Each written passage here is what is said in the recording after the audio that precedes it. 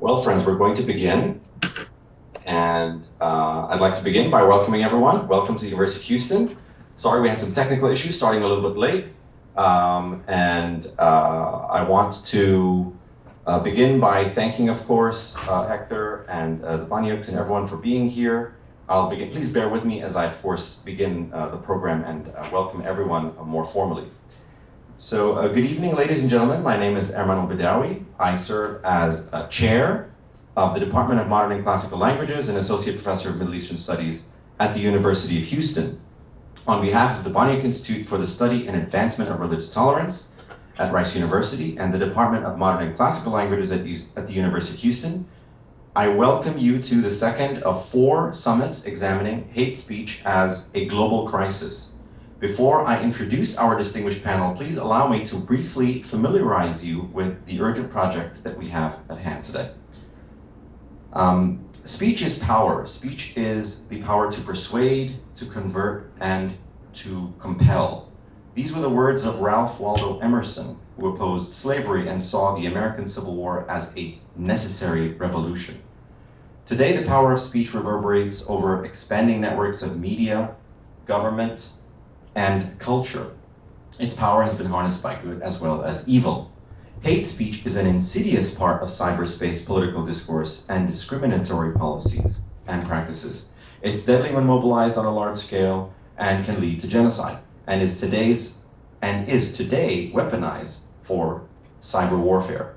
It is little surprise that these alarming realities became the subject of the United Nations Strategy and Plan of Action on Hate Speech in 2019. This project is set in motion by today. The project set in motion by today is a cutting-edge international study on the most urgent hate speech challenges facing the world, and it's comprised of 3 parts. I need not go into all of them, but of course, a prominent component of the program are the summits that we're having today. We had the first one, of course, on anti-Semitism, and the second one today is on hate speech and racialized Islam. This project would not be possible without the generous support and long-standing leadership of and vision of the Banyuk Charitable Foundation. In the audience today is none other than Dr. Milton Banyuk, Mrs. Lori Banyuk, and Ms. Deborah Banyuk as well. Their philanthropy has nurtured so many causes, including interfaith dialogue, publishing, and education programs at every level. They've supported many institutions, not least, of course, are U of H, Rice, the Holocaust Museum Houston, and many, many other causes. And they've touched so many lives, so let's all offer them our appreciation.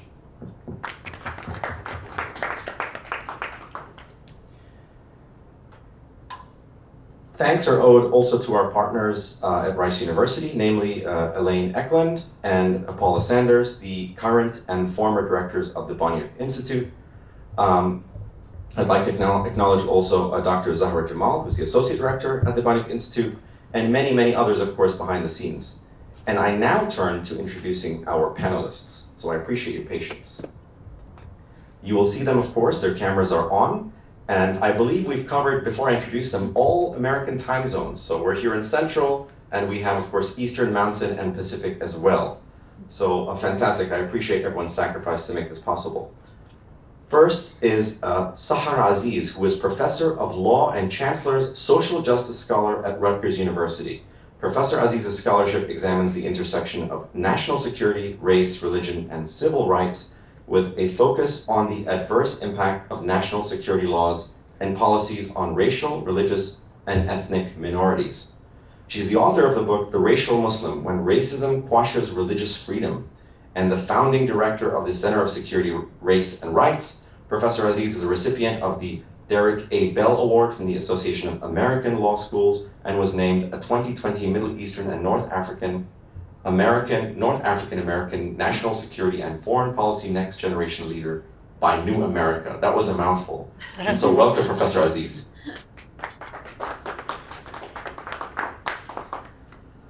I would also like to welcome Amir Hussain, who is Chair and Professor of Theological Studies at Loyola Marymount University in Los Angeles, where he teaches courses on religion. His own particular specialty is the study of Islam, focusing on contemporary Muslim societies in North America. His academic degree bachelor's, master's, and PhD are all from the University of Toronto, where he has received a number of awards, including the university's highest award for alumni service. Among his publications, I would like to mention Muslims and the Making of America, another fantastic book. For the fall semester of 2016, he was on fellowship to the Institute of Advanced Catholic Studies at the University of Southern California. From 2011 to 2015, Amir was the editor of the Journal of the American Academy of Religion, the premier scholarly journal for the study of religion. He is currently, either he is currently or elected as the American Academy of Religion president. So welcome, President Amir.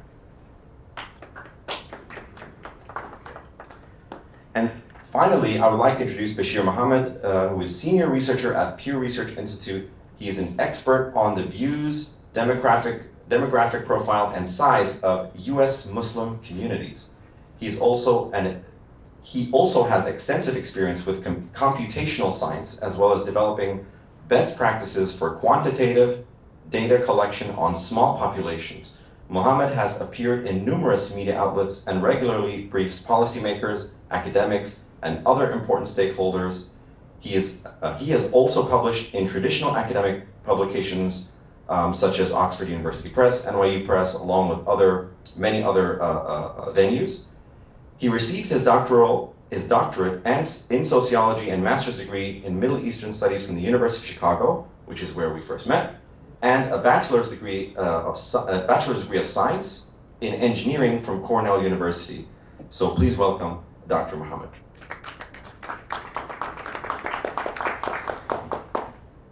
Before I get any deeper, I'll just mention quickly that we have 1 hour discussion with our panelists and the moderator, followed by 30 minutes, up to 30 minutes of Q&A with the audience. It is a hybrid session. Questions will be gathered by note card from the live audience as well as through the Zoom channel. And the moderator will ask the questions. There's a reception, of course, to follow. Those of us who are here in the flesh will be able to enjoy some kosher, halal, and delicious food. We're trying to be ecumenical and inclusive and delicious at the same time. And parking validation is available upon request, of course. Before I begin my questions, I want us all to recognize the depth and breadth of the specializations that we have with us today.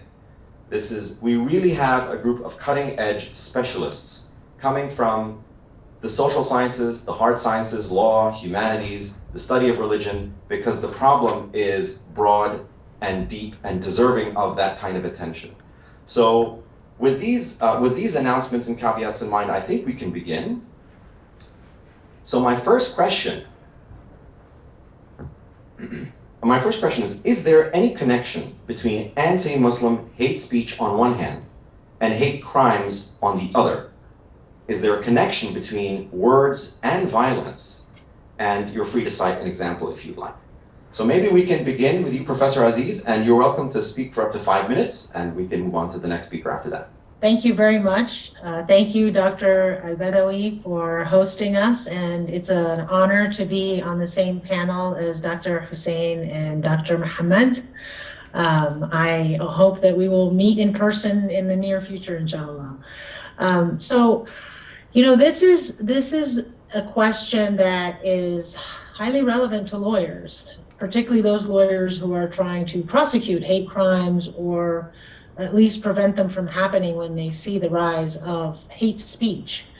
So the question, if you're asking, does hate speech cause hate crimes? It's very difficult to show, very difficult to prove.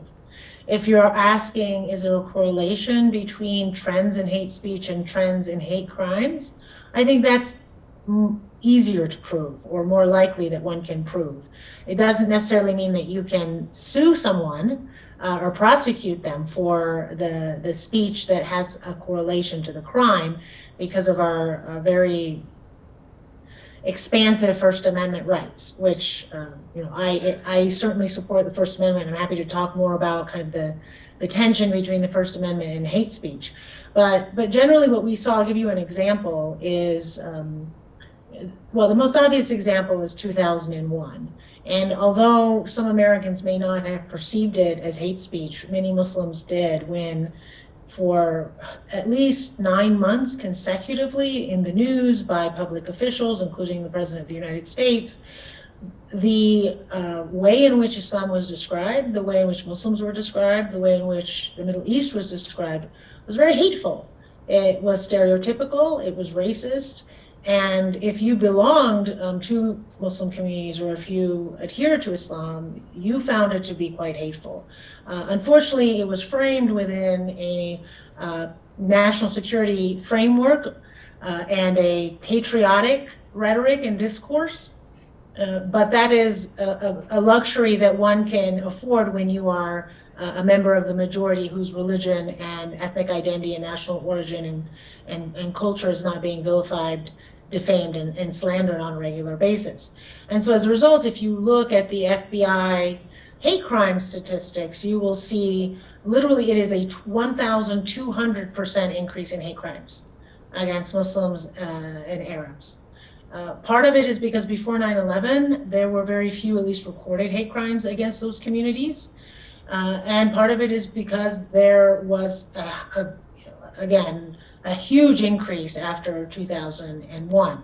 And one of the things I argue in my book is that you can't disconnect the political rhetoric of elected officials from the discrimination and hate speech by private actors, right, who also act on their hate in schools, in workplaces, in public spaces, and ultimately it's individual Muslims and mosques and Muslim community centers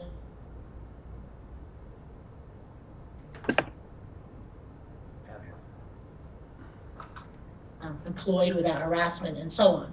The other example that I think is quite illustrative is the 2015 and 2016 period. When then candidate Donald Trump was running for office, he didn't make it a secret that his platform was based on at least two major themes. One was anti-immigrant sentiment, and the other was Islamophobia.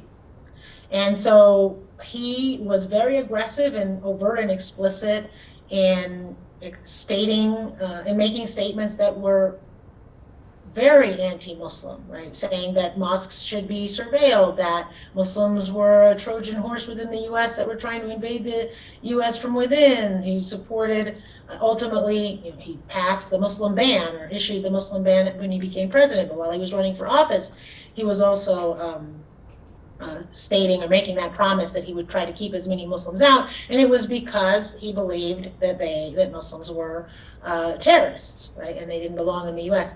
And so if you then look at the hate crimes, you see a large uptick. It's not as high as it was in 2001, but it is the highest since 2001. And so you can look at the FBI hate crime statistics. You can also look at the Bridge Initiative, which is housed at Georgetown University, and they were keeping track of hate incidents, which may not rise to hate crimes, which is effectively when people report things that they believe cause them to feel unsafe on account of their protected class or their identities. And you can also look at the Muslim Advocates Report, which shows a huge uptick in hate complaints of hate crimes or hate incidents. And then finally, I guess there's one other point I would highlight is the 2007-2008 period, which is when then candidate Barack Obama was running for office, and much of the anti-Black racism was couched in Islamophobia. It was no coincidence that he was accused of being a secret Muslim. The Republicans intentionally emphasized his name Hussein, as if that somehow made him a criminal, and also that the birther movement had a pretty not so subtle subtext that he was not just that he wasn't born in the US, but again, going to the secret Muslim conspiracy theory. And so you also saw an uptick during that period against hate crimes against Muslims. So I think there's a strong case for correlation. I think when you're in a court of law, it's much more complicated because just the law is very, very strict and has a very high standard, primarily because the judges and the legal system wants to preserve a First Amendment, and in our system, you do have a First Amendment to be hateful, to hate, and to express your hate, as long as it does not translate into action. Thank you so much, Professor Aziz, for a very thorough and thoughtful answer with a wealth of examples and technical expertise. We'll turn now, if you don't mind, to Professor Hussain. Same question. Sure. Good evening, everyone. And again, my greetings to everyone here on the panel. And it's an honor to be here with Boniacs. And thank you for the work that you've been doing. That's phenomenal there. It's wonderful to follow up from Professor Aziz, because I was born in Pakistan. I grew up in Canada, and I've lived now in the U.S. So I carry two passports: a Canadian passport and a U.S. passport. Canada actually has hate speech laws. You cannot say things that are liable to incite hatred against an identifiable group of people. That's actually a crime in Canada. Very different here in the U.S. And Dr. Aziz has talked about the First Amendment, and that's one of those moments. I became a U.S. citizen precisely because I value the Constitution, precisely, the Bill of Rights, all those kinds of things. And that's someone who's coming from Canada, a peaceful country, not a war-torn country, not a country with famine or anything like that. But then you see the negative side of that speech. And as Dr. Aziz has said, the first thing I learned in psychology class as a psych major was correlation does not imply causality. Does the hate speech cause the crimes? We're not sure. Are they correlated? Absolutely.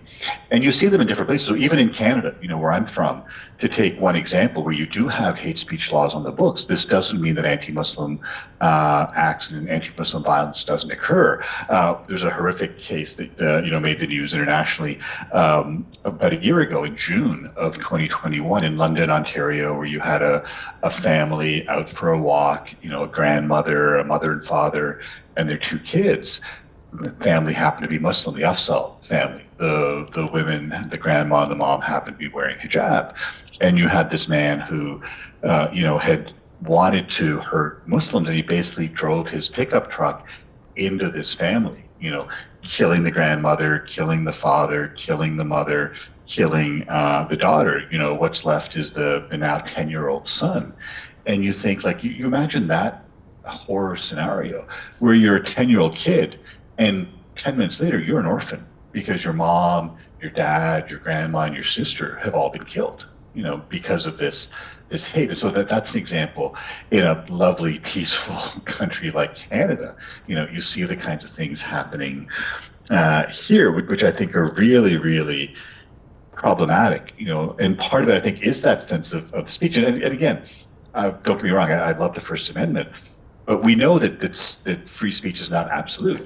I cannot lie to you about a product. I cannot say, drink this drink, you'll lose 10 pounds. If that's not the case, you can be sued for that. I can't say, oh, let me sell you this bridge in Houston, if I don't own that bridge. So we have those kinds of rules on the books.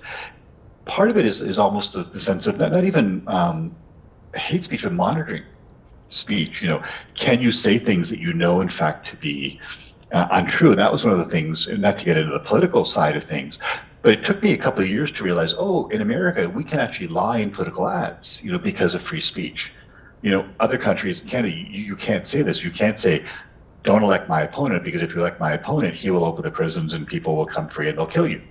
Even though I know that my opponent has no intention of opening up the prisons, we can do this. I think that's one of the real struggles here, because on the one hand, you want to preserve freedom of speech.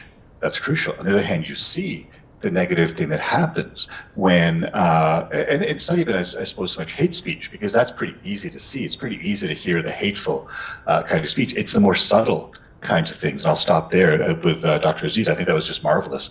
When you looked at then candidate Obama, the sort of people knew that, well, you can't say anything about him being black because that's not appropriate, but you can say that he's not a Christian, that he's a Muslim, he's a secret Muslim.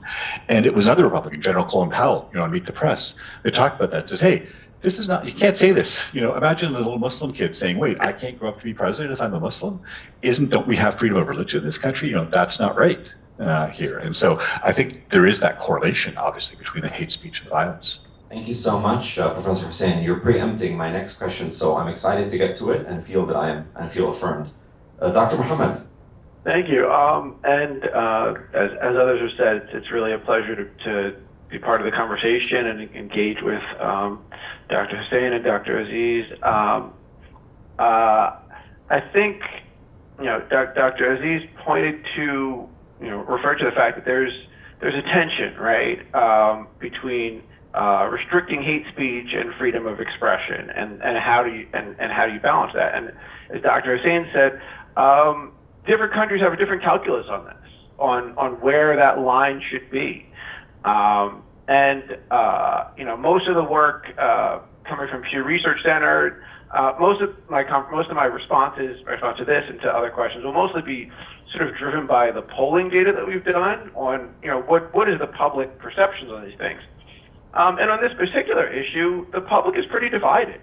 The American public, is roughly evenly divided, for example, on whether it's more important for people communicating online to be able to speak their minds freely, or to feel welcome and safe. There's a real, almost a 50-50 split on this, like which one is more important in the American public. There are differences by age and by partisanship and by race and stuff that we can talk about in Q&A, but overall the public is pretty evenly divided on how to balance that. Similarly, looking more broadly, not just online, we ask about the balance between people being offended and people saying offensive things. 2/3 of Americans say that people being too easily offended is a major problem in the country. Now, admittedly, a significant number of those folks also say it's a major problem if people are saying very offensive things. But the fact that there's even more people who say that the real problem is people are just too easily offended, I think tells you something about the sort of zeitgeist, the way in which Americans sort of engage with some of these questions. None of which is to say that that violence is generally approved, or that harassment's approved of. As others have said, there clearly is some sort of a correlation there between those. We at the Pew Research Center, we do tracking studies on social hostilities, not just in the U.S., but globally. And of the 198 countries and territories that we look at, 3/4 of them have documented cases of Muslim harassment, directed toward Muslims. And so, the 145 of these countries. So this is definitely a very prevalent thing, both in the U.S. and globally. This is not just people saying mean things. This is, sort of serious, and it's not just like a hypothetical. These are well-documented cases that we've studied. The last time we've collected this data is a couple years ago. It's in 2020. We're talking about in the height of the pandemic. And in some countries, even sort of the pandemic, like in the U.S., there was this sort of anti-Asian sort of push on the pandemic. In some countries, there was an anti-Muslim spin on sort of the pandemic hysteria. That's another sort of pattern that we see, where there's a linkage between whatever people are afraid of and the groups that they're afraid of, or the groups that they're concerned about, the groups that they don't like. And they wind up sort of linking those. COVID's dangerous, and Muslims are a problem, so Muslims are the problem here. So we documented that in a number of countries as well. All of which is really just to say that there are clear examples of discrimination, social hostility around the world, and hate speech as well, in the world and in the U.S.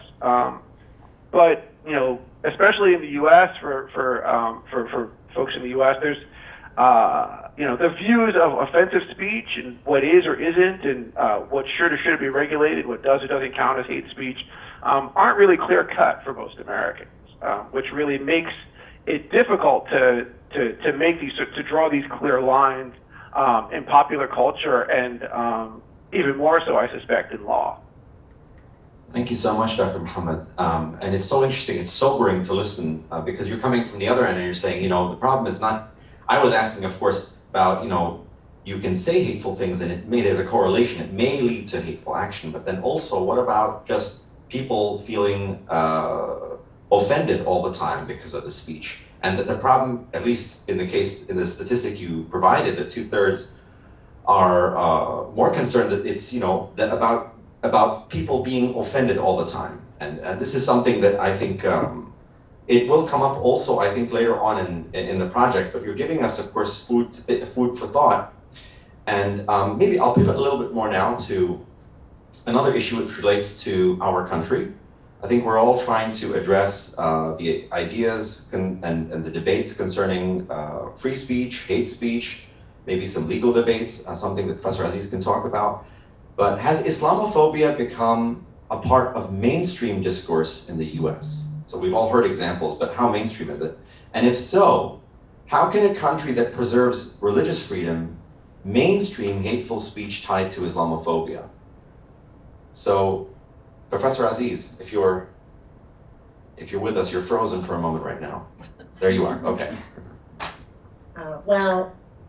As you know, that second question is specifically related, or is kind of centers my book, which I'm going to put a little plug in, The Racial Muslim, When Racism Quashes Religious Freedom. And I spent, years kind of asking that question because as an attorney, it was very troubling because as an attorney and as a religious minority that believed that religious freedom was a fundamental American value.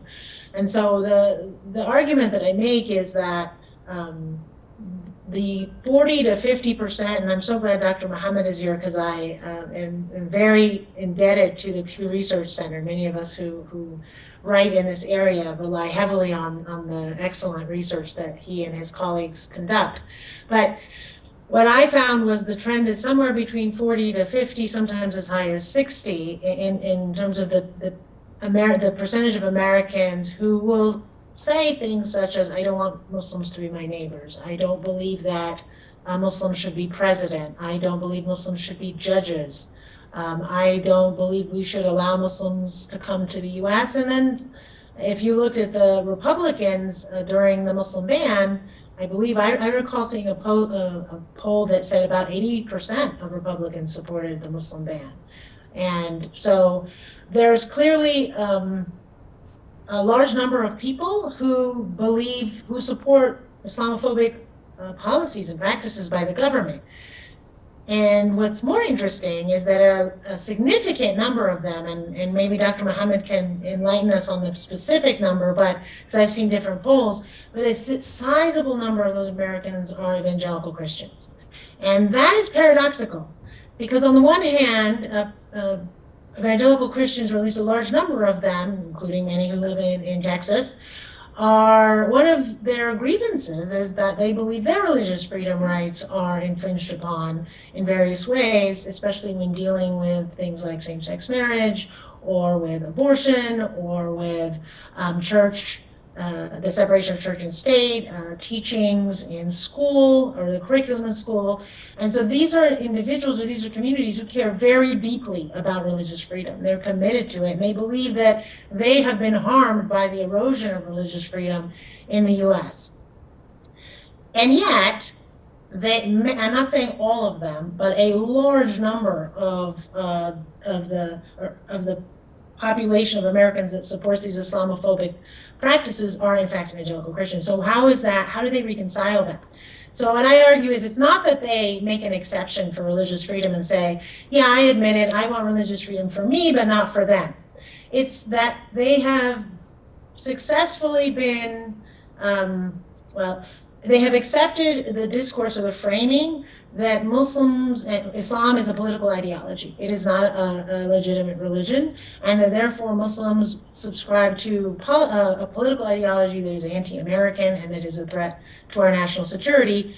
And so if we mistreat them, we are not mistreating a religious minority, we're mistreating a separate kind of political group, and that is part of the racialization. So effectively I'm arguing they have been racialized, that by being Muslim, that you are being perceived as having a racial marker as opposed to a religious identity that should be protected by the First Amendment.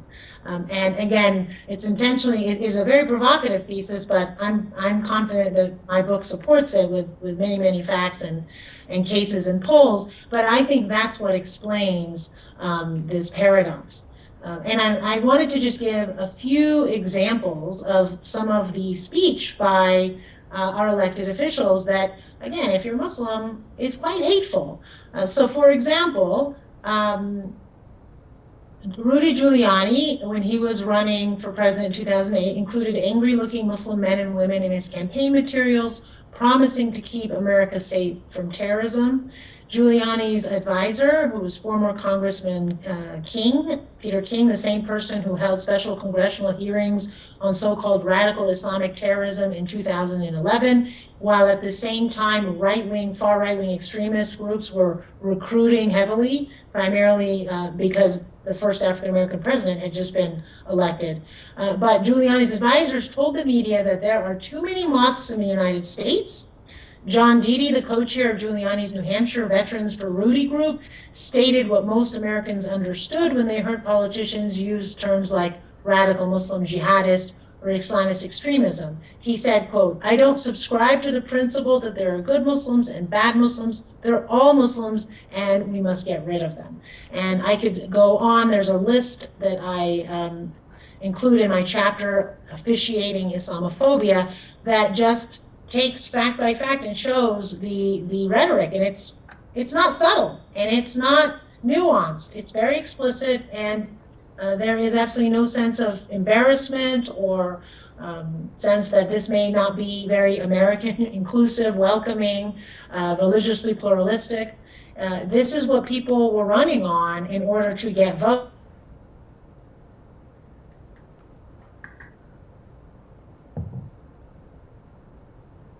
To religious freedom, or are we only committed to religious freedom for individuals who belong to majority groups, which means that. Thank you so much, Professor Aziz. Fascinating and shocking, but perhaps not surprising, if that makes sense, right? And the last quote that you mentioned, that they're all Muslims and we should just get rid of them. That's really, it sends chills up my spine, because it reminds us of other episodes in history where, of course, where speech did lead to action. And of course, we do have to buy your book for sure at this point, right? Professor Hussain, same question. Yeah, thanks for that, Dr. Aziz. It's a marvelous, and by the way, it's a marvelous book, Racial Muslim. And like you, I join in thanking Dr. Mohamed for the work, because both of us rely on the Pew Forum. Because that's great to say. How do we know this? People have the advantage of having this Pew Forum. They're really reputable in terms of the work there. But, with Dr. Aziz, part of it is American Muslims are, of course, racialized. At least a quarter to a third of us are African Americans. A third of us are South Asian. People like me from India, Pakistan, Bangladesh. A third are Middle Eastern, and that could mean Iranian, Turkish, Arab. And so you layer on things. So it's not simply or only that discrimination happens because you're a Muslim. You may be brown, you may be black, you may be Arab, and if you're a woman, the sort of misogyny that layers onto this. But let me use just a very different kind of example, because we could talk about the political things and what certain candidates, politicians said. But even in the world of sports, like a couple of days ago, when you had the U.S. men in the World Cup playing Iran, and the Twitter thing where they put the Iranian flag up without the middle part that says Allah. And I'm thinking, okay, well, what does that mean? Like, are you saying that because there's the word Allah, there's Islam, that the reason that women in Iran are being oppressed is Islam? Because a lot of the women who are who are in the protesting what's happening, are in fact Muslim women, who want to wear the veil because they want to wear the veil, not because this regime makes them wear the veil, or that 90 years ago, the Shah's regime forced them to take off the veil, But that example, and then that makes me think, and forgive me, I know we're in Houston, so I'm going to name a person that, Houston folks may not like, and that's Muhammad Ali. I say that in jest a little bit because of my 9-year-old self was afraid when Ali fought George Foreman, coming out of Houston's 5th Ward, not because I thought Foreman would beat Ali. I literally thought Ali would die, because that's how powerful Foreman was. My students only know the jolly happy fat man, the second coming of Santa Claus, who sells the lean mean growing machine. They don't know 1974 George Foreman, who was a very, very bad man. But I'm not talking about George Foreman. I'm talking about Muhammad Ali. When Ali becomes a Muslim, when he changes his name from Cassius Clay to Muhammad Ali, there's backlash. When he refuses induction into the army because of his Muslim principles by the Honorable Elijah Muhammad of not, going to these kinds of wars, the backlash, I don't think we pay attention to Ali as a civil rights figure. And that's where I love the Ken Burns documentary, where it really talked about Muhammad Ali's role as a civil rights figure. I don't pay enough attention. I mean, we don't pay enough attention to Dr. King.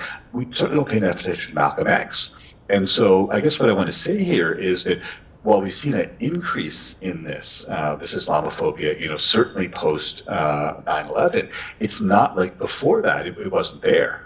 You look at different sort of incidences where this has happened, and I think people, and again, I go back to Dr. Aziz's example from the beginning, that people are subtle enough to know, oh, okay, I can't say this negative thing about this person because they're black, because that's unacceptable, but it is acceptable if I say, well, because they're Muslim. That somehow is an acceptable kind of prejudice. And unfortunately, it's not new in this country. I'll stop here. I teach at a Catholic Jesuit university, and sometimes, I'll read my students things from the Know Nothing Party, the 19th century, 1800s. And it talks about these foreigners who come to our country with their strange religion and their strange customs, their homegrown violence, their inability to assimilate. And of course, they're talking about Catholics. They're not talking about Muslims. So we have that sense of, the prejudice and discrimination against groups, particularly when there's political issues happening. And so, yeah, absolutely. I think, when the U.S. soccer team tweets a tweet of the Iranian flag without the word Allah, that just shows just how mainstream this is. Thank you so much, Professor Hussain, for showing us, of course, again, you mentioned subtlety the second time, and that there are layers. That is also misogyny and other, Asian hate, other, ethnically based hate that, of course, gets mixed in, gets baked in, because, of course, Muslims are not all one thing. They're especially not all one thing because they're so ethnically diverse and diverse in all the other ways that other religious groups are. Dr. Mohammed. I'm sort of repeating what everyone else already has said, but maybe throwing some numbers at it, right? I think, we know that, there are substantial negative views toward Muslims. A substantial part of the public has negative views toward Muslims. Muslims get rated more negatively, no matter how we measure it. We've measured a number of ways. No matter how we measure it, Muslims get rated more negatively than pretty much any other religious group we talk about. We have a number of ways, and it all comes back basically the same. About half of the public to this day says that they believe that Islam is more likely than other religions to encourage violence. So this goes back to the point that you were making, Dr. Aziz, about, it's not about their theology. I could care less about their theology. The point is that their religion encourages violence. Violence is not okay, right? So there's this kind of perception of like, well, it's not about religion, it's about this other thing, right? It's about political violence, and I don't believe in political violence, and so that's why I don't like Muslims, because Islam encourages violence. And it is the case, there's pretty clear data that evangelicals are more likely to hold these sorts of views. There's also, over the last 2 decades, Islamophobia and anti-Muslim sentiment certainly hasn't gone away. But what has happened is it's become a whole lot more of a political issue. If you go back to right after 9/11, it was still a significant number of folks who had anti-Muslim views, but it wasn't a clear partisan pattern. There was a very small gap between Republicans and Democrats on this view, whether, for example, Islam encourages violence. Now there's a 40-point gap between Republicans and Democrats, where Republicans are much more where most Republicans believe Islam encourages violence, and most Democrats don't. So that's a significant shift that we've seen in the way in which views toward Islam have aligned with political parties and political partisanship, and that's a pattern that Muslim Americans report seeing. We asked them whether they think the Democratic Party is friendly, neutral, or unfriendly toward Muslims. If the Republican Party is friendly, neutral, or unfriendly toward Muslims. A lot of folks think that the Republican Party is unfriendly toward Muslims. It's not to say that Muslims, by and large, think that the Democratic Party is friendly toward Muslims, but they get up to neutral. So that's a pattern that we see there when we talk to Muslims, about these issues. Muslims also, most Muslims also say that they think that coverage by Islam and Muslims by media organizations, by American media organizations, is generally unfair. So they're seeing what they're seeing in the news and the media. They feel like that doesn't represent their own perceptions, their own experiences. And when we're dealing with a society in which Muslims are a pretty small share of the public, only about 1%, a little more than 1% of all Americans are Muslim. People are going to get information about Islam, about Muslims from the media. And so if the media is not fair, is not balanced, is telling a specific type of narrative, then that's going to be the narrative that a lot of the public is getting, because that's going to be all they have exposure to. That's all they have access to. One sort of last point I'd say about this this question of Islamophobia and experiences with Islamophobia. When we polled, this was back in 2017, we asked Muslims, in the past year, had you experienced discrimination, various sorts of discrimination? And about half of Muslims said that in the last 12 months they had experienced some sort of experience. People, calling them names because of their religion, saying anti-Muslim things, or being harassed, being stopped by the police, all these things because of their religion. About half of Muslims said that happened in the last 12 months. And that was also, that had increased between 2007 and 2017, the share of Muslims that said that. To just sort of put a little bit of a lighter spin on things, because I, have put a lot of sort of negative data out for this question, the previous question. I would just point out that a similar share, about half of Muslims, also said that someone had expressed support for them because of their religion. So while there certainly is a significant amount of sort of anti-Muslim animus that folks are engaging with, and that is broadly recognized, most Americans acknowledge that there's a great deal of discrimination against Muslims. In fact, most Americans are more likely to believe that there's discrimination against Muslims than to believe that there's a great deal of discrimination against women, or there's a great deal of discrimination against Jews. Now, of course, a lot of this is intersectional. You certainly can be both Muslim and a woman, or Muslim and black, right? And then all of a sudden, you're getting it from multiple directions. But we definitely, do see these experiences, this evidence of substantial anti-Muslim sentiment, and the prevalence hasn't decreased. Thank you so much, Dr. Mohamed. I would, of course, add to what our colleagues have said in terms of thanks and gratitude to Pew Research. It's something that we all use, as researchers. And listening to you, I'm also sobered up because of just how complicated the issue is, but how also top-down the mainstreaming of Islamophobia or Islamophobic hate speech seems. Again, that's how it seems from our discussion. It's something that we can elaborate on.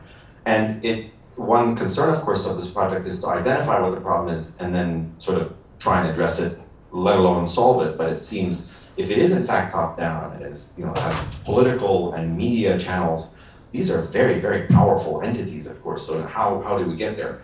Something that hopefully we can inch our way towards. And before I ask the question, I'm going to go in reverse order, if that's okay with my panelists. I'm going to start with Dr. Mohamed. And my question now is, I'll preface, some of my students are here, of course. I'm glad to see them.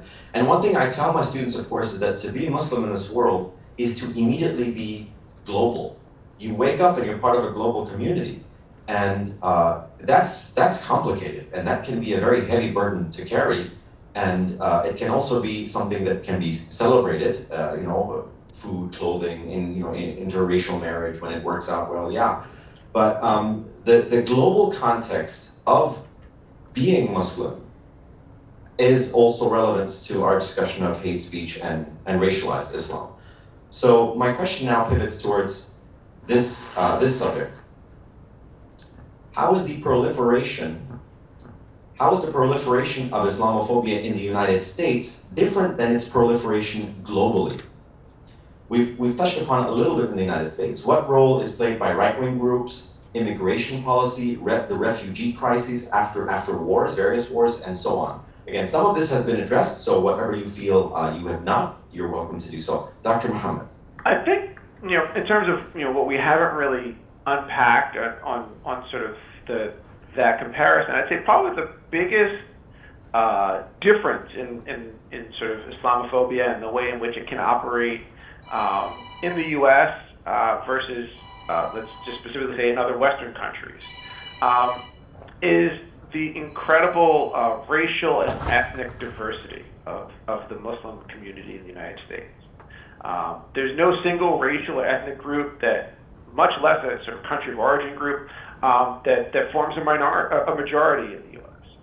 There are roughly equal numbers of Arabs, South Asians, African Americans, and also significant numbers of Turks, of Iranians, of Afghans, so Bosnians. So there's a wide range of racial and ethnic diversity.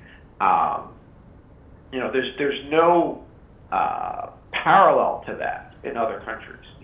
In France, most of the Muslims are from Northwest Africa, Algeria, Morocco, these countries. In the UK, it's mostly from South Asia, Pakistan, Bangladesh. And that's just not the case here. Similarly, the immigrant Muslims in the United States actually have a higher socioeconomic status. So if you're talking about household income, education, than U.S.-born Muslims or U.S.-born non-Muslims. So that, again, that's a very different situation than in many of these other countries. And so that changes the dynamic. I mean, there's also no real parallel in most of these countries to the Black American indigenization of Islam that we saw in the 20th century. For example, we did a study a year or two ago about faith among Black Americans, and we found that there's a significant number of Black Americans that identify their religion as Islam, but there are just as many Black Americans who identify with a different religion or with no religion, but say that they still feel a tie to Islam for sort of cultural reasons, for community reasons, for historical reasons. There's a significant share of converts to Islam in the U.S. And so these patterns really change the dynamic in significant ways. The ways, the extent to which Muslims can be othered is very different. When you have a significant share of them that are like, my family's been here longer than yours. It's very different when you have a significant share that are like, I was American before I was Muslim. And so, it's very different when there isn't, even for immigrants, when there isn't a single country. Go back to your country. Well, which country? What are we talking about here? So all of those things really change the conversation in significant ways. And the other sort of piece to this is we have asked directly in a number of Western countries about perceptions of Islam and Muslims. And we see something really interesting. Many Western European countries, there's more Islamophobia and less acceptance of Islam than in the U.S. We asked, for example, whether people would accept Muslims as a member of their family. And in the U.S., about 8 in 10 adults say, yes, we would. We'd accept a Muslim as a member of our family. And it averages about 2/3 in Western Europe. It's down to 53% in the UK, 43% in Italy. While 80% isn't 100%, it's a whole lot better than 43%. So there's some differences there, and in many Western European countries, there's significant shares of the public that see Islam as fundamentally incompatible with their country's values. And again, it varies depending on what country we're talking about, but some of those in some places it's actually a clear majority that they're like, no, Islam just by its very nature is fundamentally incompatible with what it means to be French or Italian or whatever. And that sort of attitude is just much less common in the U.S. There's a perception, Sahar, you talked about this in your book, right, about the fact that it's not that you can't be Muslim, it's that there's certain types of Muslims that we don't really like, and there's certain types of Muslims, and there's this sort of hierarchy of some Muslims are okay. That's very different from, no, Islam is fundamentally incompatible, we're done. Like, it doesn't matter what else you have to say, you said Islam. And so, again, I think it's interesting that we do see these differences between the U.S. and between other Western European countries. And I think a lot of that does have to do with the fact that Muslims in the U.S. are more diverse, are more indigenized, are in many ways more socially, economically successful. And so it just makes it, so they have more sort of clout, more access, more sort of cultural credibility, more access to sort of some of these levers, I think, to negotiate some of these conflicts. Thank you so much, Dr. Mohamed. Certainly, the European context is very different than the United States, and you made it very, very clear with the wealth of information you provided.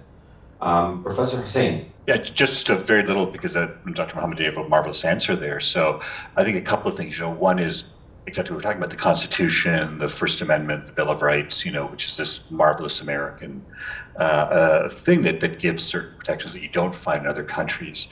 Two, America has never had the same kind of colonial project. Yeah, we had the Philippines and that, but it wasn't like the British who were in India and North Africa and all those sorts of places. And that's where Dr. Mohamed is talking about this, that, most of the Muslims in Germany are Turks. Most of the Muslims in France are North African. Most of the Muslims in England are South Asian, from India and Pakistan. In America, completely different. And then what does it mean to be American? It's very different, much broader answer than what it means to be British or French or German. And so I think what I'll say here, and I don't mean this to sound Pollyannish, but education, you have to be hopeful, is that I think the situation is actually better here in the U.S. than there's other places. So you look at Britain, where you have like a Muslim parliament. The whole idea is for a lot of British Muslims, like, look, even though you have Sadiq Khan as the mayor of London, we're not going to get a fair shake. We're not going to be in the establishment. Let's create our own parallel thing. I can't see that happening in the U.S. You have Muslims in Congress, you have Muslims running for office, you have Muslims doing this, you have Muslims being able to do some really interesting kinds of things. And if we had more time, I could talk about Keith Ellison, the first Muslim elected to Congress. When he leaves, he's the district attorney in Minneapolis, in Minnesota. He's the one that prosecutes the man that murders George Floyd. And you think, okay, some really interesting kinds of things happening there. Like, I don't know that you would see that in other countries. And so I think this is one of the ways in which what's happening here in the U.S., problematic as it is around Islamophobia, is actually better than in other countries around the world. Thank you so much, Professor Aziz. So I wanted to raise an issue that's rarely brought up, but it's one that has a boomerang effect in the United States and actually in Europe. So the war on terror was devastating in so many ways, especially for human rights and civil rights across the world, from the United States to Europe to the Middle East. And I won't rehash that dark past of torture and extraordinary rendition, and actually Guantanamo is still open. But what happened is that the war on terror kind of legitimized Islamophobia, and in many of the Muslim majority countries that are authoritarian, they were able to use that to persecute their opposition if their opposition subscribed to any form of kind of political Islam. And I always describe to Americans political Islam, to me, and the way I at least understand it in that region, is quite similar to the moral majority here, to the Christian evangelical base of the Republican Party. These are individuals who believe that their faith offers guidance and principles on how to operate a society and how to govern right, to varying degrees. Some want to be very literalist about it, and some are more focused on kind of general principles. But I actually think there are many, many Christian Brotherhood folks in America. We just don't call them that. So they tended to be the primary political opposition to the dictatorships. And so what the dictatorships did is, and I'm talking about Middle Eastern regimes, it was to use Islamophobia, this fear of Muslims abroad and this war on terror, to then get a green light to persecute their opposition. And then that just fed into the narrative that, yes, you're right, anyone who's religious, who's a religious Muslim and is a political dissident or is politically critical in any way is a threat. So that is something that that a lot of us don't realize, but it boomerangs back because if you look at law enforcement, if you look at counterterrorism, especially in the within the state, which is what I tend to focus a lot of my research on, they don't feel guilty about targeting Muslims because they've got Muslim majority dictators telling them, oh, absolutely, you should suspect them. They are violent. They are, all of them are just like ISIS and Al-Qaeda, which is not true, right? This is a very complex and rich political system of multiple countries. And just because, the Christian who opposes abortion, not all of them want to bomb abortion clinics. Some do, and some do want to shoot abortion doctors. But imagine if somebody were to portray your opposition to abortion as represented by that abortion doctor killer or the abortion clinic bomber. And that is exactly what happened, under the war on terror vis-a-vis Muslims. So I think that and then that also kind of gave the green light in Europe, and it reinforced Orientalism. And so it was this really perverse convergence of interest between these dictators who all they wanted to do was just quash the political opposition, and these Western countries who were looking for validation that what they were doing wasn't racist, it was rational. And I think it was Muslim civilians and citizens, both in the diaspora, but also even in Muslim majority countries that were ruled by dictators, who were the biggest losers. Okay, thank you so much, Professor Aziz. You're absolutely right, and I think you prefaced what you were saying by saying it's rarely brought up, including here. I actually did not have it in my list of questions, that there is a certain, certainly Islamophobia and what we describe here in in the United States and in Western Europe, of course, is hate speech. That happens in Muslim majority countries. And of course, the example I can think of, and the one that you may be talking about, is Egypt and others, of course, where you have a Muslim society and they vilify Muslims, right? And it happens for political reasons, and it's all, a lot of it has to do with power, and there are tentacles, of course, that come in from other nations as well, their economic interests. If you permit me, though, before I go to my final question, because I do want to give the audience a chance, I also want to mention a couple of other, shall we say, contexts. So what about Islamophobia or racialized Islam, hate speech and racialized Islam in nations like China or India? I know that may be sort of opening up a huge can of worms, but how is it different than the context we described earlier? Whoever wants to go first can sort of just go ahead. Can I just say something quickly? I think that is part of the war on terror, kind of collateral damage, is I think China, whenever China gets, especially, now we have, since the attempted insurrection of 2021, and since the kind of imminent economic matching of China's GDP with America's as we get close, there has been more of a pivot away from the quote-unquote war on terror paradigm.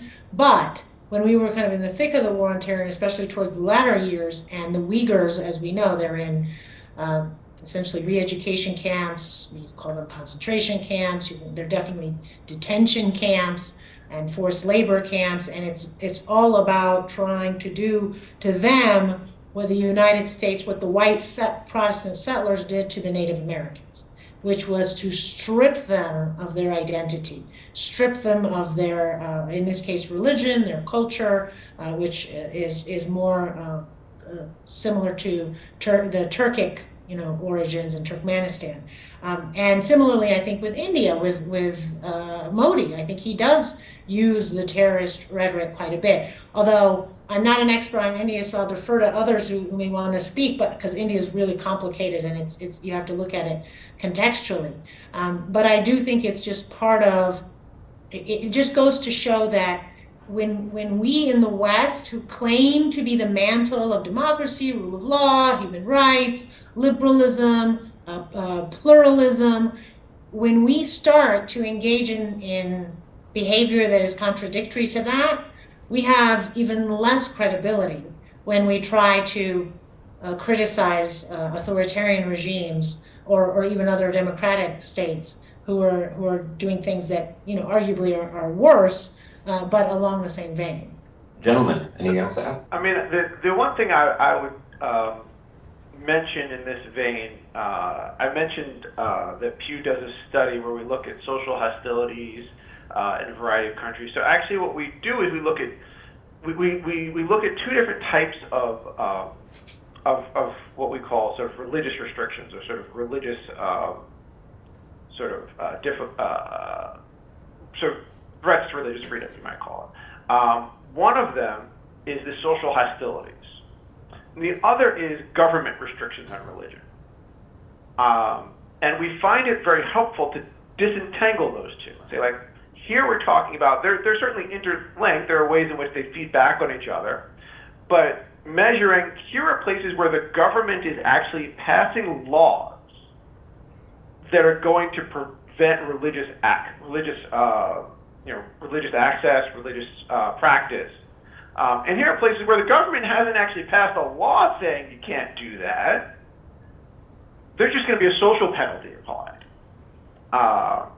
And so that's a distinction that we find sometimes helpful. And I think in this context of thinking about Islamophobia and the way in which some of these countries are different, I think that lens can be helpful, thinking about the distinction between, well, where are places where the government is actually, by law, restricting things, by law, limiting Muslims, and where are places where the government is not by law doing these things, but there's public protests, or there's rhetoric, or there's maybe by government officials, but even rhetoric by government officials isn't the same as we've now passed a law that does this or that. So sometimes that distinction can be helpful in thinking through, like, comparing different countries and seeing sort of what's happening. Professor Hussain, I'm also mindful of the time, so forgive me. Nothing to add? Okay, so I'll move to my final question. We can, of course, as we move to the final question, please, the online audience, if you can use the Q&A box. I can see there's some questions trickling in. Also, our live audience, there'll be note cards coming around, Anusha is there. So my final question, friends. UNESCO identifies education as the most important tool to fight hate speech in general. According to your expertise, what remedies have been effective in the past and what might be effective in the future? So in addition to or besides education, what about policymaking and law enforcement? Things that we've been talking about all along. How can we move forward? What are some things that could work? Dr. Mohamed. So I'm going to cop out a little bit here and double down on education, which is to say that the patterns that we've seen most clearly in Pew, and of course keep in mind we're a non-partisan, non-advocacy organization, so we're not going to go through we sort of, as a matter of our own internal policy, aren't going to sort of say, like, here's the right policy to do this or that. But one pattern we've seen that's very clear is that people who are familiar with Islam, people who personally know someone who's Muslim, both of those things, people have more positive views toward Islam and toward Muslims. So having personal contact it very clearly is correlated with having more positive views, and having more substantial knowledge is correlated with having more positive views. And I think both of those are significant in the U.S. context because about half of the public doesn't personally know anyone that's Muslim, or at least they don't know that they know someone who's Muslim, right? It's possible that they don't the person, goes by Mo and you don't really know that's actually Muhammad, but they don't think they know anyone who's Muslim. That's half of the public that just don't have any personal interaction. And a similar share say point blank, they don't know much about Islam. Like, how much do you know about Islam? Not much, nothing at all. Those, we give them a scale and that's where they land. Now keep in mind, people often estimate how much they know about things, right? People don't want to seem like ignorant. And despite that fact, when we ask how much you know about Islam, like, not much, nothing at all. And it's not that they're just being super humble, because we've occasionally asked like specific knowledge questions, and you get, half of the public doesn't know, what Ramadan is, doesn't know what Hajj is, very basic things for people who are familiar with Islam and Muslims. So we do see that there isn't a lot of knowledge, there isn't a lot of familiarity with Islam or Muslims, and that familiarity is pretty relevant for connecting to people. Professor Hussain. Yeah, so let me say a couple of things here. I always say to my students that, America is the most powerful country in the world, but not for the reasons they think. It's not because of the military, even though we have the most powerful military in the world. It's not because of the economy, and even with the growth of China, the fact that you can use US dollars as currency in how many countries, It's the cultural production that we produce, a culture that's consumed around the world. Everywhere in the world, you get American books, American films, American television shows, American culture. And for me, that's part of the way of changing this, I'm smiling now because I think of, my great hero from the University of Houston, part of Texas's tallest fraternity, Phi Slama Jama, Akeem Olajuwon. You think about those days in the 80s, think, how many folks in Houston like, oh, this guy's a Muslim. Oh, okay. That changes the perception. And then when Akeem plays for the Houston Rockets, what perceptions get changed? Just because if you don't know anyone who's a Muslim, but the dream, that's a really interesting kind of thing. So I think that cultural production, and nowadays with TV shows, like Mo Amer's sort of thing, Rami Youssef's sort of show, I would have never thought that the Marvel Cinematic Universe would have a Muslim character, and you have that. So I think those are kinds of ways to do it. The ways that Dr. El-Badawi suggested around policymaking, law enforcement, those are crucial too. The best peace officer I ever knew was 4 sheriffs ago, the LA County Sheriff Lee Baca, who ran into some issues, admittedly, because of what happened in the prisons in LA. The prisons are administered by the Sheriff's Department. But Lee Baca knew community policing better than any other person I ever met. And he made that distinction between his officers being peace officers versus police officers. Like, do you know the community? Do you know the people? Do you create a unit around helping folks understand about Muslims, including Muslim officers? And I did some work with probably 24 or so Muslims who were LA County sheriff's officers. And the first was this funny moment of, I happened to go to the mosque for Friday prayer, and you see someone, in the sheriff's uniform with a gun. And my first thought was, oh, what happened? Did something happen? Is something going on? And then you see the guy bend down and take out the shoes and put his shoes in the thing. And I'm like, oh, he's just come here to pray, and then he's the one that's talking about this and doing that kind of work. So I think that kind of law enforcement community policing is really great, because if you come from parts of the Muslim world where the police by definition are corrupt, without mentioning Egypt, let's talk about places where, and I didn't say that, I want to be careful. I didn't say Egypt as the example. I just happened to use that word, where, it's the money. You want something done, it's the money. How much will it cost to do this? How much will it cost to not, do this? What do you do here, where for all the issues of misconduct by the police, that typically isn't one of them, in terms of the bribery scandals, things like that here. So what do you do with folks in the Muslim community who may have a distrust of police? What do you do with folks who may be marginalized, and Dr. Mohammed's work on the Pew Forum is amazing, because we think of the Muslims who are success stories, the doctors, lawyers, engineers, but you also have Muslims who are working class. What do you do if you're working class African-American in the hood? the police may not have positive attitudes towards you. But so I think the law enforcement work and then the policy making, getting Muslims involved in this. I've been involved for years with a lovely man here in LA who's funded scholarships for Muslim students to go to DC to intern. And he says he does it for two reasons. One is to get Muslim kids to think about the fact that, maybe instead of being a corporate lawyer, I might do public interest law. Oh, maybe instead of being like a surgeon in a hospital, I might do medical research or something like that. The other part is getting folks there because, as Dr. Mohamed said, Muslims at most are 2%. We're anywhere between, depending on who you live, between 1% and 2% of the U.S. population. 98% of the U.S. is not Muslim, 99% of the U.S. is not Muslim. And so to have the folks in DC to realize, there are Muslims here. There are Muslims who are interested in this kind of work. So I think that work, the policymaking, the law enforcement, but for me, it's as much cultural production as it is education. Okay, thank you so much. Professor Aziz. I think the biggest challenge is the demographic fact that Dr. Mohamed raised, that I think the low estimate is 3.5 million, maybe the high estimate is 6 million. And if you're in that situation, you have to be very strategic. We had these conversations after 9/11 when I was in the trenches of trying to combat post 9/11 discrimination. And people had all sorts of ideas about, let's have an open house in the mosque. Let's invite people for iftar. Let's, have public events. Let's get to know our neighbors. And all of those are fine ideas. There's nothing wrong with them. But realistically, they're not going to fix the systemic problem, right, of stereotypes.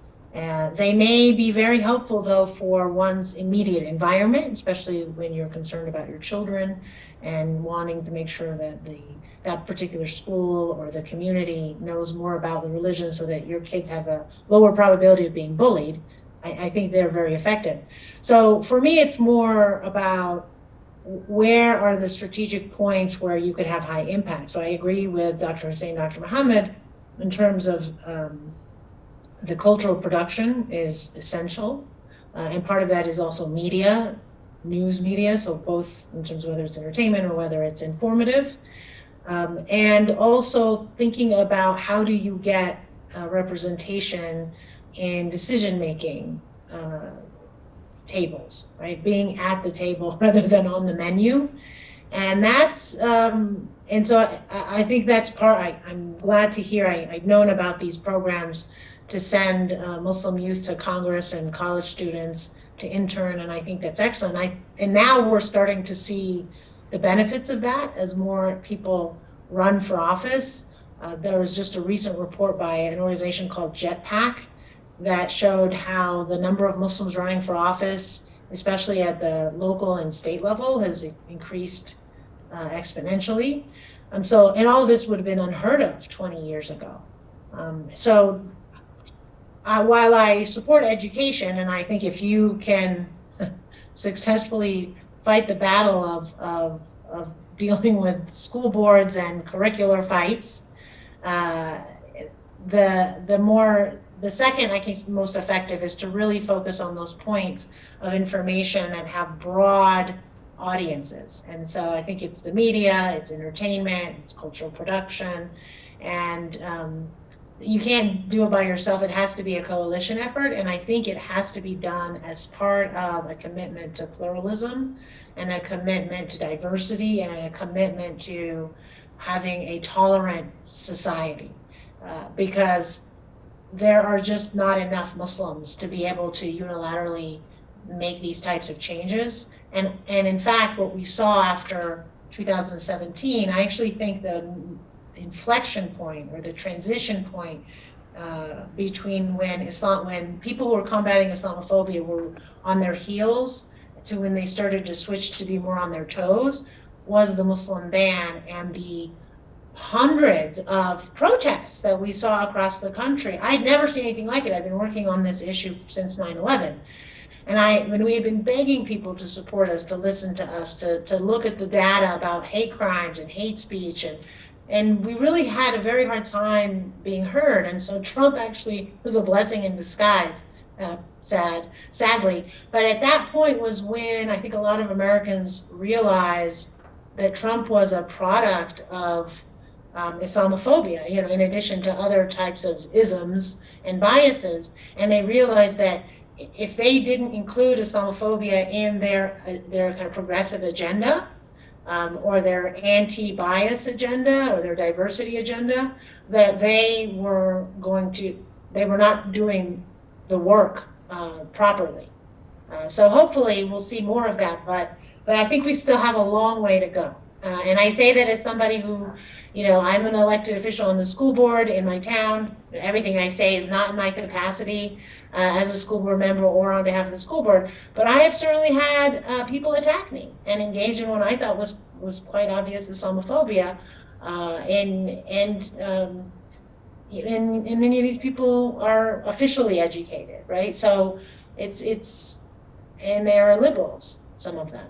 So I think that we have a long way to go, but I'm glad that we're having these conversations, because this is exactly how to continue towards kind of meeting our American ideals. Excellent. Thank you so much, Professor Aziz. I'm aware of the time also. I have a lot of notes over here, and I think this is going to be, we have a menu here, I think, for good, which is, of course, to address the problem. I'm going to try to get to maybe 3, maybe 4 questions, because I know there may be some growling stomachs, but so first, I would like us, again, to go international and then come back to the US again. We have a couple of questions, again, about the context in India. So some questions, of course, about, can you speak about the BJP, that's, of course, the ruling party there, use of Islamophobic rhetoric to bolster its platform, that's in India, as well as another question that India is the epicenter of anti-Muslim hate speech at this time. This is, of course, from the questioner. Has Pew Research, this may be addressed to you, Dr. Mohamed, has Pew Research Center conducted any studies in India on this aspect? So, the short answer is yes, we have done some. We actually did a very large study in India just just recently. I guess it just came out. We just sort of published it about a year ago, maybe, which for us is recent. We definitely did see, substantial. I didn't talk about it in this context, but we definitely did see patterns of substantial anti-Muslim sentiment, in a number of different measures and across a number of different sort of dimensions. So there's some we were sort of picking up some of that in that study. We also cover India, of course, in our study of religious restrictions and social hostilities. And we saw that India actually was quite high, one of the highest of the large countries on social hostilities. So there are a number of ways that we've tried to sort of quantify the sort of broader patterns that I think folks are seeing and trying to make sense of. If I could jump in there just for 1 second, as someone who was born in what used to be India, I was born in Lahore, in the Punjab. It was Pakistan when I was born. Came to Canada when I was 4. As Dr. El-Badawi had mentioned in the introduction, I'm the chair of the theology department at this Jesuit university. I'm the president of the American Academy of Religion, the largest scholarly organization for scholars of religion. I can't go to India because the Indian government will not give me a visa because I was born in Pakistan. That came up just this July. We had a meeting in Barcelona, International Jesuit Higher Education, and about a quarter of the Jesuits are from India. And there was like, oh, we can host in India. And I'm like, yeah, I can't go to India. And you think about that one for a second, that, the chair of the theology department, the president of the AAR can't travel to India because from 0 to 4, he lived in Pakistan. 50 years I haven't lived in Pakistan. None of my education was in Pakistan, but that thing. And so the BJP, the ruling party, sort of defining India, which by definition has been multicultural, which by definition has been like, 1/6, or now I guess with 8 billion, maybe 1/7 of the world. Amazing diversity in religion, language, one people, one language, one religion. Like That doesn't work in America. Think about it in a country that's like 5 times the population of America, and it's very easy to pit the Muslims as the outsiders, the invaders, and the rhetoric is just really problematic. And you see that happening here. That where was I think it was New Jersey, where you had some issues around an Indian. It was a truck that had billboards about the Mumbai massacres, sort of trying to do some trouble making it a mosque, and so you have some of that stuff happening here. So yeah, really, really problematic. I'm going to jump to the next question. I hope Professor Aziz doesn't mind. I'm going to combine two, and hopefully each panelist can answer each one in a minute. I think that's impossible, but we'll try.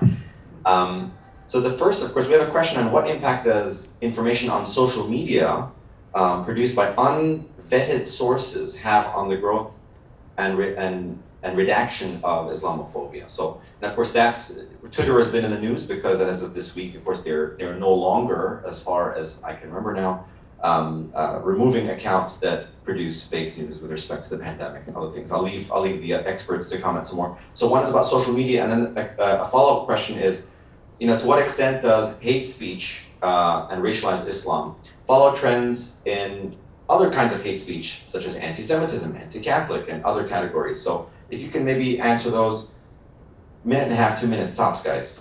Anyone can go first. I mean, I'll start with the last one, the sort of link between the various forms of anti-religious animus.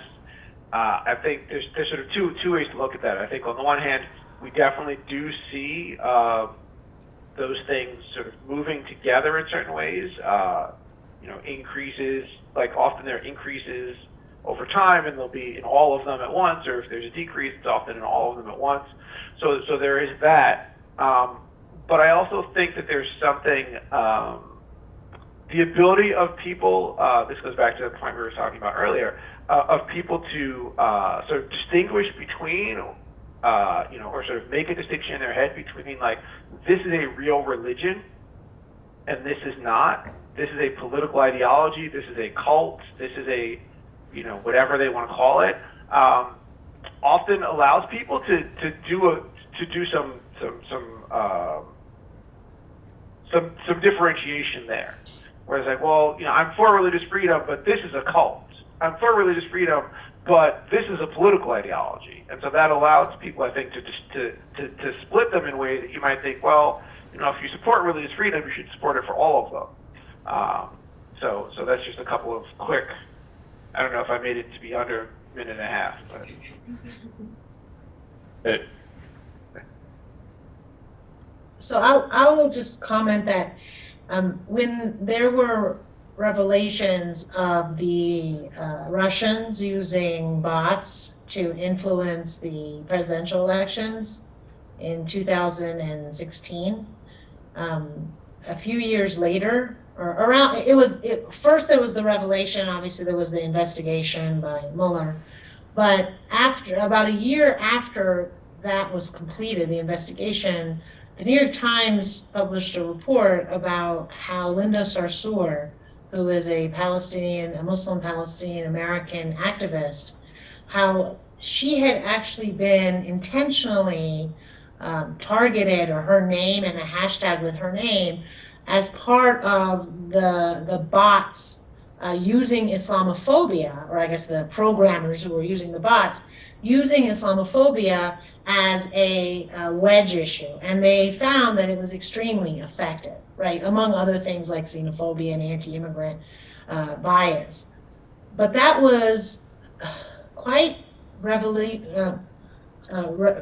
it revealed quite a bit, right? I mean, it was things we had already knew, those of us who were in the field, but the fact that the Russians figured it out, not coincidentally, but they actually realized this is really effective, it's polarizing America, and the more the bots were pushing out Islamophobic content, it was the more polarizing the effect was. And so I think that is something that there's multiple lessons from that. One is just to show how dangerous and how effective Islamophobia is and how deeply rooted it is, but also how social media it has been used, in fact, to do that. And, you know, a lot of lawyers are still struggling, and Congress is struggling to figure out how do you preserve the First Amendment, give the private sector, you know, not engage in protect the American version of capitalism, you know, whether you support it or not, and letting private sector and the market compete, and at the same time not allow our democracy to be so easily sabotaged as a result, not to mention, you know, all the hatefulness and polarization that's happening. So that is still a hot topic in terms of the line between regulation, free speech, and democratic processes. But I think that we shouldn't underestimate how powerful it is, and the real question is how do we deal with it? I think the problem is clear. It's just what's the solution? And then just the final point is that it's kind of an obvious point, but many of the white supremacist groups, the white nationalist groups, the militia groups, these far right-wing groups that have proliferated over the last at least 10 years. I mean, I think they really got a boost when Obama won. I think a lot of it was not to say that white supremacist groups haven't been around since the beginning of the country, but, you know, you see kind of these ebbs and flows. And they're, you know, they hate Muslims as much as they hate Muslims, they hate Jews, they hate blacks, they hate immigrants. And so I think that you can't, if you're looking at those particular groups and their followers as the perpetrators, they're equal opportunity racists. And I think that is an opportunity for different communities to have some common ground and common interest in terms of combating kind of the harm and the division that they create in our society. Thank you so much. And of course, this is the same time when we discussed this subject in the earlier session, and the same groups are coming up again: the right-wing nationalists, the Christian nationalists, and again, it's not to broad brush the entire group, but there are patterns. These things are predictable. You know, every couple of years I get a phone call, and you know, they want me on TV to talk about hate crime statistics, the FBI hate crime statistics, and it's always the same, right? It goes up. If Islamophobia goes up, so is anti-Semitism, so is homophobia, so is, you know, the equal opportunity offenders, or whatever you want to call them. And as you mentioned, Professor Aziz, this is an opportunity to build coalitions, right? Where to come together and, of course, fight some of the systemic issues that are quite daunting otherwise to face on our own. I'm going to ask one more question. We're a little bit over time. I hope everyone can forgive me. And I'm choosing this over others because I feel it to be rather penetrating and it moves me. So I'll rephrase a little bit. So the Muslim population, of course, is one that is growing. And we have, of course, maybe 24% of the global population is Muslim. But they're very diverse and they're sort of fractured in many different ways. And the stuff that we're talking about today, this is heavy stuff, right? This is our project is addressing hate speech, which is highly unpleasant. And as the Muslim population grows, and given the large number of youth in Muslim majority countries, and even in the United States or Europe or elsewhere, you know, first world countries, how can we mitigate large scale self-hatred among Muslims, especially in the case that Muslims themselves have internalized some of this deeply embedded Islamophobia and Islamophobic rhetoric and hate speech? So it's a very sort of deep question. Anyone is welcome to address it. Let me take a stab at that. And I think it ties into the previous question about other groups. So, you know, 9/11 happens on a Tuesday, you know, September the 11th, 2001. A Thursday, I'm in my office, I get a phone call from a Japanese, from a pastor saying, "Hey, would you come speak to our congregation on Sunday?" And I'm like, "Yeah, Pastor, I'm a little bit busy." Oh, sorry, didn't identify myself. I'm Japanese American. Most of my congregation is Japanese American Methodist. After Pearl Harbor, almost no non-Japanese stood for us. We want to make sure that we stand for you. And so I was floored by that. And I have no doubt that the reason that we American Muslims weren't interned was precisely because Japanese Americans were interned. And you know that there were plans afoot to sort of, you know, do the similar kind of thing. Dr. Aziz talked about the travel ban and the protests at the airports. I was literally flying into DC on that Friday when the travel ban took place and flying out on the Sunday back to LA. And my wife couldn't pick me up from the airport because of the protests. And that was like 6 hours after it started. And most of those in LA sort of were led by the Jewish community.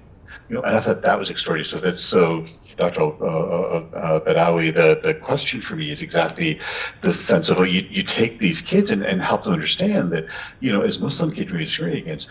But guess what? Anti-black racism is much longer and much more painful history. Islamophobia, as horrible as it is nothing like slavery. You look at the hate crimes, as much as the increase in hate crimes against Muslims, it's still the hate crimes against Jews that are the largest hate crime against identifiable religious minority.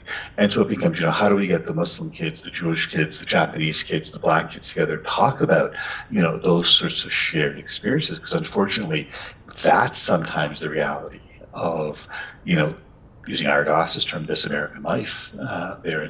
But I'm hopeful that we make those connections, we make those kinds of links, and we use education to help with that. Other takers? I'll just weigh in to say that it is a very common consequence, or a typical consequence of racism for the victims or the targets to internalize it. And it is something that communities who are targets of structural bias or systemic bias, or things that are not ad hoc or anomalous or random, to be cognizant of that and to incorporate that aspect into their advocacy and into kind of their self-empowerment, because one of the many people who are familiar with Brown v. Board of Education, the expert that testified that was quite influential in getting the court to realize that separate but equal was in fact a violation of equal protection laws or equal protection rights, was when he showed the study of black girls not wanting black dolls and wanting white dolls. And it was that internalization, right, of the inferiority complex that the society had been constantly reminding them of. And these were children, the ones that were tested were living in black communities with black families, and it wasn't as if they were cases of girls who had been violently, targeted or harassed or attacked, but it was just so anti-black racism was so pervasive that it had become internalized. So I think that we as Muslims in our diversity of political beliefs and levels of religiosity and interpretation of Islam and the various sects and schools of thought, I think we have to be very aware and conscientious that sometimes we could do more damage to our community through self-loathing or through having double standards, and not think that it is just an inter-community conflict, but it can also be an intra-community dynamic. Any other comments? Last word? So friends, we're coming to a close. I want to thank, of course, our panelists. I mean, there is so much that has been said and that we could, of course, continue to build upon. And we look forward to do that, of course, in 5 minutes when we go to the next room. And also throughout the project, there are, of course, questions going deeper into the subject of ignorance, which is the absence of education, which we talked about. There are questions, of course, going into hatred within the Muslim community, which we addressed a little bit just now. So I'm hoping that we've done a good survey. We've been as thorough as possible, but certainly there's one thing I wanted to mention. That after the so-called Muslim ban, it was many of us academics here at the University of Houston, because we're a Hispanic serving institution, and the ban itself was something that shook us all, and I mobilized with a lot of attorneys and professors of law. It was actually in this room where we actually met. So there's fate is sort of speaking to us. I can see that there's some value to shared suffering and maybe creating a community out of that. And I think of that song where to know me is to love me, where maybe everyone should sort of get to know their neighborhood Muslim, and then maybe things would lighten up. And then of course we're starkly aware that there are systemic issues which are very large, and also brought to our awareness that still, the most persecuted religious group may not be Muslims. In this case, may still be Jews. and that, of course, in the discourse of hate speech, as bad as it is for Muslims, of course, the anti-Black racism is so much worse and so much more profound, such a long history. Anyway, so friends, what remains for me to do is to thank, of course, all of you for making time to be here. I want to thank Anusha Siddiq, Carlos Rodriguez, and the staff here at U of H, Hector Larota, Genesis Steakhouse, and of course, last but not least, please join me in thanking our panelists one last time. We will miss you, Dr. Mohamed, Professor Aziz, and Professor Hussain at the reception, but hopefully we can see each other soon. Thank you. Sounds like you owe me a meal. You got it. Enjoy, and thanks to Dr. El-Badawi for this. This is marvelous. And the Boniacs, thank you so much. Thanks for pulling that together. I appreciate it. Thank you. Ma salama. Wow.